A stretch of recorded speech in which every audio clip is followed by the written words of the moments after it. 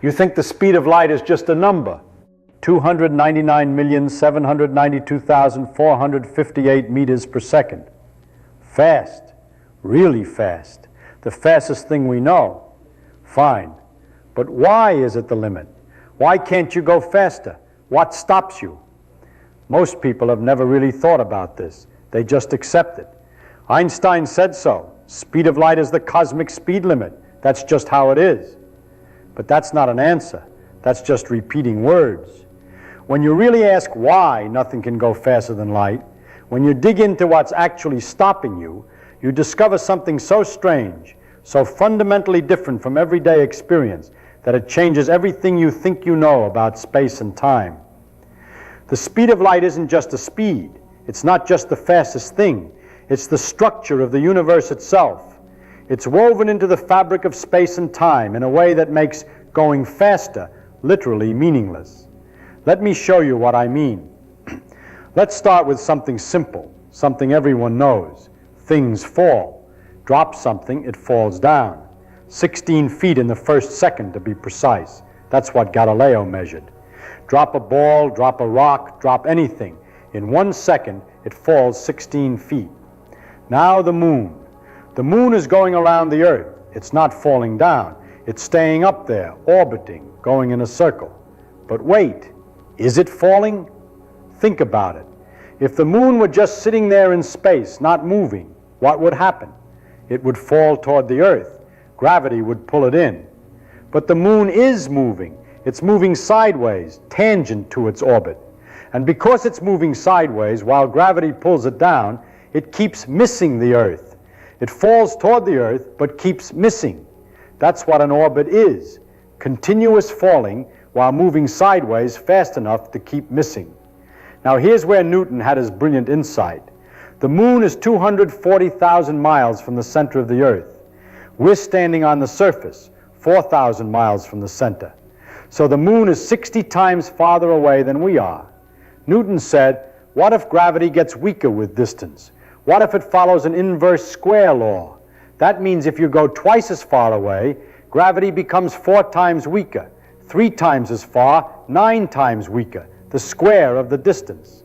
If that's true, then at the moon's distance, 60 times farther, gravity should be 60 squared times weaker. That's 3,600 times weaker. Now on Earth, things fall 16 feet in 1 second. If gravity at the moon is 3,600 times weaker, then the moon should fall toward Earth by 16 feet divided by 3,600. Do the math. 16 feet divided by 3,600. That's about 1/20th of an inch per second squared. Wait, let me say that differently.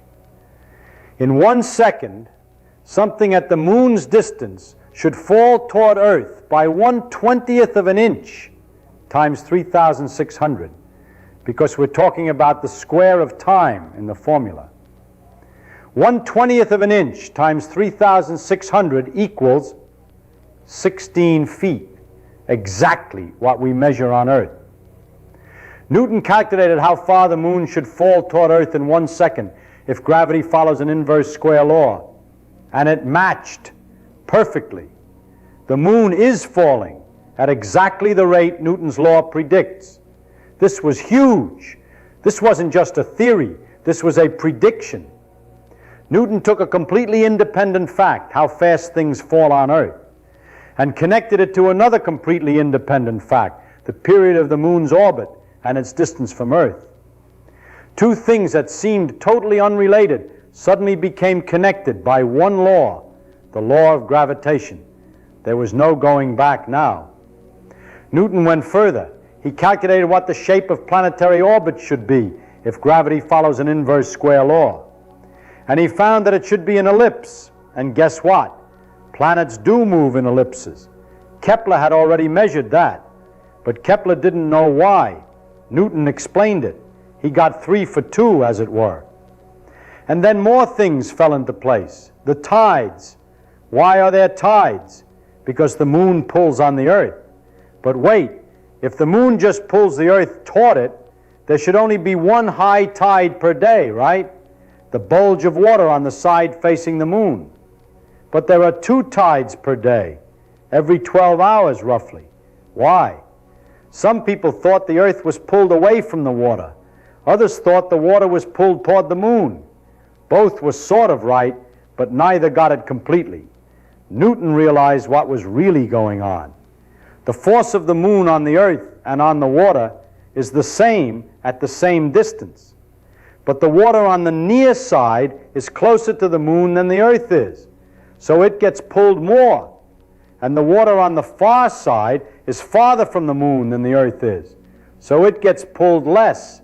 So you get 2 bulges, one where the water is pulled more toward the moon, one where the water is left behind because the Earth is pulled more than that water. 2 tides per day. Actually, the Earth does the same trick as the moon. It goes around the circle. The center of the circle is somewhere inside the Earth. The Earth and moon both orbit their common center of mass.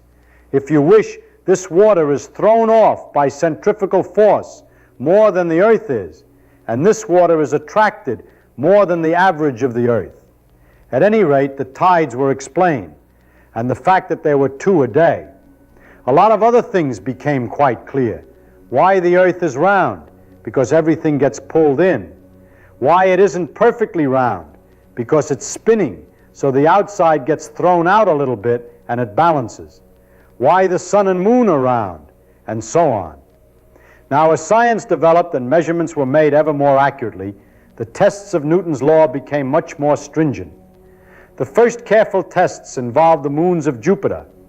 By careful observations of the way they went around over a long period of time, one could check very carefully that everything was according to Newton's laws.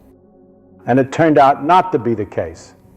The moons of Jupiter appeared to get sometimes 8 minutes ahead of schedule and sometimes 8 minutes behind the schedule, where schedule is the calculated values according to Newton's laws. 8 minutes! That's a huge discrepancy. Something was wrong. But wait, it was noticed that they were ahead of schedule when Jupiter was close to the Earth, and behind schedule when Jupiter was far away. Rather odd circumstance. Mr. Roma, having confidence in the law of gravitation, came to an interesting conclusion. It takes light some time to travel from the moons to the Earth, and what we're looking at when we see the moons are not how they are now, but how they were some time ago, the time it took the light to get here. When Jupiter is near us, it takes less time for the light to come. When Jupiter is farther, it takes longer. So he had to correct the observations for the differences in time. And by the fact that they were this much too early or that much too late, he was able to determine the velocity of light. This was the first demonstration that light was not instantaneously propagated. Think about what just happened. We found the speed of light not by measuring light directly, but by having confidence in the law of gravitation. When something didn't match, instead of throwing out Newton's law, Roma said, "What if light takes time to travel?" And he was right. I bring this particular matter to your attention because it illustrates something. When a law is right, it can be used to find another one. By having confidence in this law, if something is the matter, it suggests perhaps some other phenomenon. And if we had not known the law of gravitation, we would have taken much longer to find the speed of light, because we would not have known what to expect of Jupiter's satellites. This process has developed into an avalanche of discoveries. Each new discovery permits the tools for much more discovery. And this beginning, it's the beginning of that avalanche which has gone on now for 400 years in a continuous process. And we're still avalanching along at high speed at this time. But here's the thing. Once you know the speed of light, once you measure it, you start noticing something very, very strange. Light always travels at the same speed. Always. No matter who measures it, no matter how fast you're moving. Let me make this concrete. You're standing still. You shine a flashlight. You measure the speed of the light coming out. 299,792,458 meters per second. Fine. Now you get on a train, a fast train, moving at, say, half the speed of light. You shine the flashlight forward in the direction the train is moving. Common sense says the light should now be traveling at the speed of light plus the speed of the train. Just like if you throw a ball forward from a moving train, the ball moves faster than if you threw it while standing still. But that's not what happens. You measure the light, it's still traveling at 299,792,458 meters per second. Exactly the same speed. You say, okay, maybe I measured wrong. So you get the train going even faster, 90% the speed of light. You shine the flashlight forward again. You measure. Still 299,792,458 meters per second. You get frustrated. You get the train going at 99.9999% the speed of light. You shine the flashlight. You measure. Still the same speed. The speed of light does not add. It doesn't combine with your speed. It's always the same, no matter how fast you're moving. This should break your brain. This is not how speeds work in everyday life. Speeds add. If you're on a train moving at 50 miles per hour and you walk forward at 3 miles per hour, you're moving at 53 miles per hour relative to the ground. But light doesn't do this. Light always moves at the same speed relative to you, no matter how fast you are moving. Why? Einstein realized what was going on, and it's so strange, so contrary to common sense, that even now, over a century later, people struggle to accept it. Time and space are not fixed. They're flexible. They bend and stretch to keep the speed of light constant. When you move faster, time slows down for you. Your clock literally ticks slower, and distances contract. The space in front of you gets compressed. These effects are real. They're not optical illusions. They're not measurement errors. Time actually slows. Space actually contracts. And the amount they change is exactly the right amount to make the speed of light come out the same for everyone. Let me say that again. The universe adjusts time and space, bends them, stretches them, compresses them, to ensure that light always travels at the same speed for everyone. The speed of light is not just a speed, it's a structural constant of the universe. Space and time are arranged in such a way that this speed is the same for everyone. Now here's where it gets even stranger. If you try to accelerate something, anything, to the speed of light, something very weird happens. The closer you get to the speed of light, the harder it becomes to go faster. It's not that you run out of fuel. It's not that your engine isn't strong enough. It's that the object itself resists acceleration more and more. We call this relativistic mass increase. As you go faster, your inertia increases. It becomes harder and harder to push you faster. And as you approach the speed of light, your inertia approaches infinity. To actually reach the speed of light, you would need infinite energy, which is impossible. So nothing with mass can ever reach the speed of light.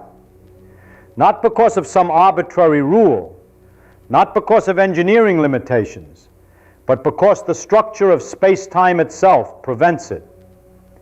Light can travel at that speed because photons have no mass, zero. Massless particles can travel at the speed of light. In fact, they must. They have no choice. They're always moving at that speed. But anything with mass, it can get close, very close.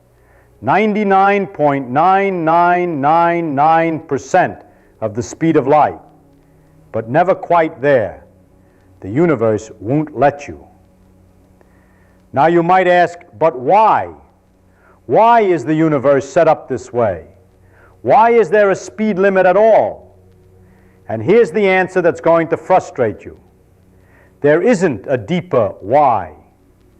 The speed of light isn't a speed limit imposed on the universe.